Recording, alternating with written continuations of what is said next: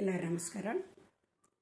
ನಿನ್ನೆ ದಿನ ಅತ್ಯಂತ ವೀರನಾದಂಥ ಸುಧನ್ವ ಯಾವ ರೀತಿ ವೀರಮರಣವನ್ನು ಅಪ್ಪಿದ ಅಂತಂದು ಹೇಳಿ ಕಥೆಯನ್ನು ಹೇಳಿದೆ. ಅವನು ವೀರಮರಣವನ್ನು ಹೊಂದಿದ್ದು ನೋಡಿ ಸ್ವತಃ ಕೃಷ್ಣನಿಗೆ ಬಹಳ ಕಳವಳ ಅನ್ನಿಸ್ತೈತಿ, ಭಾಳ ಕೆಟ್ಟ ಅನ್ನಿಸ್ತೈತಿ. ಅಲ್ಲಿದ್ದಂಥ ಅನೇಕ ಎಲ್ಲ ಋಷಿಕುಮಾರರು ಕೂಡ ಅವನ ಮರಣಕ್ಕಾಗಿ ಶೋಕಿಸ್ತಾರೆ. ಅಷ್ಟೊಂದು ಶೂರ ಇರ್ತಾನವನು. ಮಾರನೆಯ ದಿನ ಅವನ ತಂದೆ ಹಂಸಧ್ವಜ ಮತ್ತು ಅವನ ತಮ್ಮ ಸುರಥ ಇಬ್ಬರೂ ಏನಂತಂದರೆ ಯುದ್ಧಕ್ಕೆ ತಯಾರಾಗಿ ಬರ್ತಾರೆ, ಯುದ್ಧ ಭೂಮಿಗೆ ಬರ್ತಾರೆ. ಹಂಸಧ್ವಜ ಕೂಡ ಅಷ್ಟೇ ಶೂರ. ಇವ ಅರ್ಜುನಗಂತೂ ಈಗ ಕೈಕಾಲ ಆಡ್ತಿರೋದಿಲ್ಲ. ಮತ್ತೆ ಇವನ ಜೊತೆ ಇವನು ವೀರಾದಿ ವೀರತಾನ, ಇವನ ಜೊತೆ ನಾ ಹೆಂಗೆ ಯುದ್ಧವನ್ನು ಮಾಡಲಿ ಅಂತ ಅನ್ನುವಂಥ ಚಿಂತೆ ಅರ್ಜುನನನ್ನು ಕಾಡ್ತಾ ಇರ್ತೈತೆ. ಆವಾಗ ಇಬ್ಬರ ರಥಗಳು ಇದುರು ಬದರಾಗಿ ನಿಲ್ತಾವೆ. ಹಂಸಧ್ವಜ ಅವನ ಮಗ, ಅವನು ಮತ್ತು ಅವನ ಸೇನಾಪತಿಗಳು ಎಲ್ಲ ರಥಗಳಿರ್ತಾವೆ. ಈಚೆ ಕಡೆ ಈ ಕೃಷ್ಣ ಸಾರಥಿಯಾಗಿರುವಂಥ ಅರ್ಜುನನ ರಥ, ಆಮೇಲೆ ಪ್ರದ್ಯುಮ್ನ, ಕೃತವರ್ಮ ಎಲ್ಲರೂ ಇದರ ಬದರಾಗಿರ್ತಾವೆ.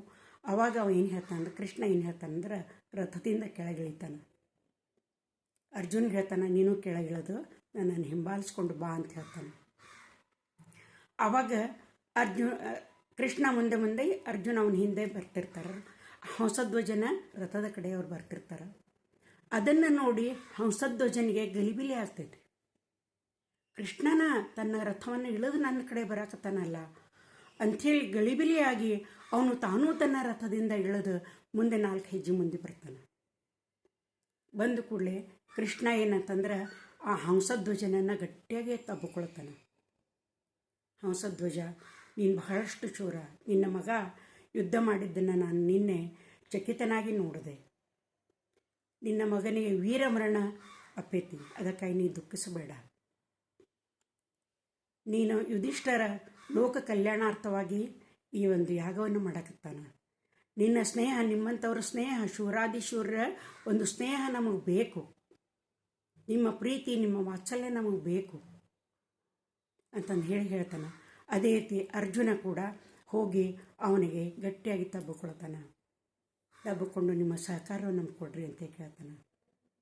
ಅವಾಗ ಹಂಸಧ್ವಜ ಇದ್ದವ ಹೇಳ್ತಾನೆ, ಕೃಷ್ಣ, ನಾನು ನಿನ್ನ ಈ ಲೀಲೆಗಳನ್ನು ಕೇಳಿ ಎಷ್ಟೋ ದಿನ ನಾನು ಕಾತರದಿಂದ ಕಾಯ್ತಾ ಇದ್ದೆ. ನಿನ್ನ ದರ್ಶನ ನಾನು ಜನ್ಮದೊಳಗೆ ಆದೀತೇನು ಅಂತಂದು ಹೇಳಿ ಅನ್ನಕತ್ತಿದ್ದೆ ಕೃಷ್ಣ. ಅಂಥದ್ರೊಳಗೆ ನೀನೇ ರಥದಿಂದ ಇಳಿದು ಬಂದು ನಿನ್ನ ದರ್ಶನ ಅಷ್ಟ ಅಲ್ಲ, ನನಗೆ ಅಪ್ಪಗೆ ಆಲಿಂಗನವನ್ನು ನೀನು ಕೊಟ್ಟಿ ಕೃಷ್ಣ. ನಾನು ಎಂಥ ಪುಣ್ಯವಂತದೇನೆ. ನನ್ನ ಮಗನಿಗಾಗಿ ನಾನು ಶೋಕಿಸೋದಿಲ್ಲ. ಅವನು ವೀರಮರಣವನ್ನು ಹೊಂದೇನ. ಅಷ್ಟ ಅಲ್ಲದನ ನನ್ನ ಸೊಸೆ ಪ್ರಭಾವತಿ ಇದ್ದಕ್ಕೆ ಗರ್ಭಿಣಿ ಅಂತಂದು ಹೇಳಿ ಈಗ ತಾನೇ ನನ್ನ ಸುದ್ದಿ ಬಂತು. ನನ್ನ ಮಗ ಮತ್ತೆ ಹುಟ್ಟಿ ಬರ್ತಾನೆ ಕೃಷ್ಣ. ನಿನ್ನನ್ನು ಕಾಣುವಂಥ ಒಂದು ಸುಯೋಗ ನಿನ್ನ ಅಪ್ಪಗೆ ನನಗೆ ಸಿಕ್ತು. ನನ್ನ ಜನ್ಮ ಸಾರ್ಥಕ ಆಯಿತು. ನನ್ನ ಸೈನಿಕರಿಗೆ ಇನ್ನೇನು ಬೇಕು ಅಂತ ಕೇಳ್ತಾನೆ. ನನ್ನ ಒಂದು ಜೀವನದ ಆಸೆನ ಅದಿತ್ತು, ಅದೇ ಈಡೇರಿಬಿಟ್ಟೈತಿ. ಈಗ ಕೃಷ್ಣ, ನಾ ಯುದ್ಧವನ್ನು ಮಾಡುವುದಿಲ್ಲ. ನಿಮ್ಮ ಸ್ನೇಹವನ್ನು ನಾನು ಬಯಸ್ತೀನಿ. ನಾನು ಯುಧಿಷ್ಠರನನ್ನು ಬಹಳಷ್ಟವಾಗಿ ನಾನು ಇಚ್ಛೆ ಪಡ್ತೇನೆ.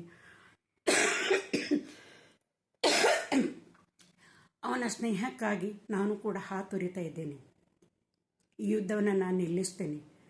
ಅಷ್ಟೇ ಅಲ್ಲದೆ ನಿಮ್ಗೆ ಯಾವಾಗ ಏನು ಸಹಾಯ ಬೇಕು, ಏನಾದರೂ ಬೇಕಾದ್ರೆ ನಾನು ಮುಕ್ತ ಹಸ್ತದಿಂದ ಮಾಡುತ್ತೇನೆ ಅಂತಂದು ಹೇಳಿ ಹಂಸಧ್ವಜ ತನ್ನ ಈ ಸಂಧಾನವನ್ನು ಮಾಡ್ಕೊಂಡ್ಬಿಡ್ತಾನೆ. ಕೃಷ್ಣನ ಒಂದು ಕೃಪಾ ಕಟಾಕ್ಷ ಸಿಕ್ತು, ಅಷ್ಟೇ ನನ್ನ ಸಾಕು ಅಂತಂದು ಹೇಳಿಬಿಡ್ತಾನೆ. ಈ ಯುದ್ಧ ವಿರಾಮವನ್ನು ಮಾಡಿಬಿಡ್ತಾನೆ.